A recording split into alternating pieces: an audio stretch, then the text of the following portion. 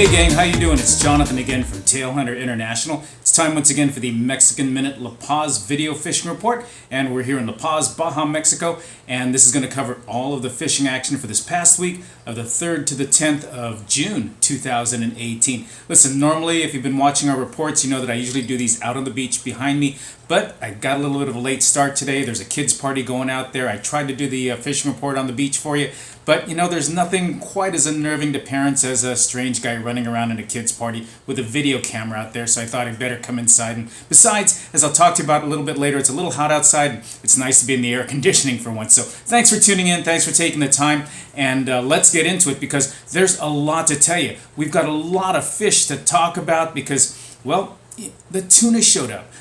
Pretty crazy. I mean, these are the kind of tuna we don't see until later in the year usually, but there weren't a lot of fish, but you know, some of that had to do with the fact that these are bigger fish. The tuna, the smaller ones were 30 to 40 pound fish. The bigger ones, 60, 80, 100 pound fish. There's even some fish that guys were hung on to for an hour or 2 hours and we'll never know what they were because hooks straightened, rods broke, lines broke.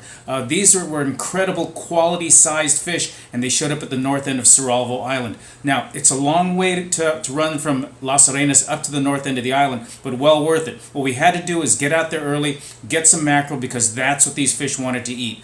These mackerel were running, you know, about yay big, but you didn't get a lot of them. Bait is still very hard to get for our Las Arenas guys. Sardines are hard to come by. We got the mackerel. You may only get a handful of them, but the way it was going this week, every one of them got bit. Now, not everyone got bit by a big tuna. There was a lot of big Jack Crevalle out there. There were white bonita. There were some other species. But the ones you wanted, the big boys, the home runs, were these big tuna that were out there. And some of the guys who'd never fought anything this big, and you know, a lot of guys say, well, I really want a big tuna. Well, you know, that's all well and good until you're bent. You know, you're 30 minutes, 40 minutes, an hour in the sun, and that line is stretched to breaking point, the rod's bent, your buddy's on another fish, the captain can't help you other than stand there and maybe coach you and take a swig of water while you're baking in the sun. But these are big, tough fish, and like I said, some guys were on there for an hour, 2 hours. Some guys were telling me, you know, they put their first bait in the water, bam, they got hit, fought the fish forever and ever, finally get it to the boat exhausted, or they broke off, and then, you know, just absent-mindedly, you take a swig of water, grab a quick beer, pin on another bait, throw it in the water, and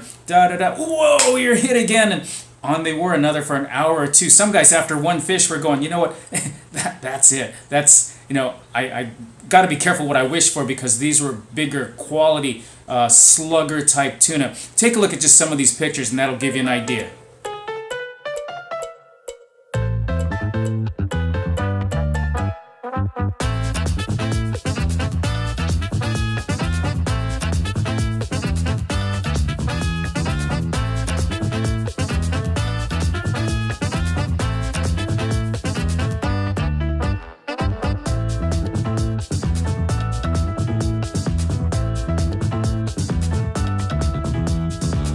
Pretty nice fish, wouldn't you say? Well, you know, that's what the focus was pretty much on this week. There were a lot of other species around. There's been some other species around, but you know what? That kind of quality fish, everyone wanted to take a shot at them. And for the most part, everyone got a shot at them. Not everyone got one of these, but a lot of folks did, or a lot of folks had a chance at them. But being bigger, tougher fish, you know, fish broke off, fish got away, lines broke, gear gave up. Fishermen gave up. These were really bigger fish. So that's where everybody wanted to fish for. There's still some Dorado around. We still had some yellowtail, especially for our La Paz fleet. There's Pargo, there's Cabrilla, again, Jack Crevalle in the area. These bigger Dorado are some nice quality fish, 10, 15, 20, some 30 pounders out there, but everyone wanted a shot at these tuna at the north end of Suralvo Island. So that's really the big story of what was going on this week. If you're coming down this week, one thing to note, as I said, it's a little hot outside. I'm sitting here in the air conditioning at the home office, but there was a storm. There's a hurricane, a Category 4, the first hurricane of any measure. It's down south of us. It's petering out. It's going out to the ocean. Thankfully, it's called Antilles or Artel, or you know, something with an A.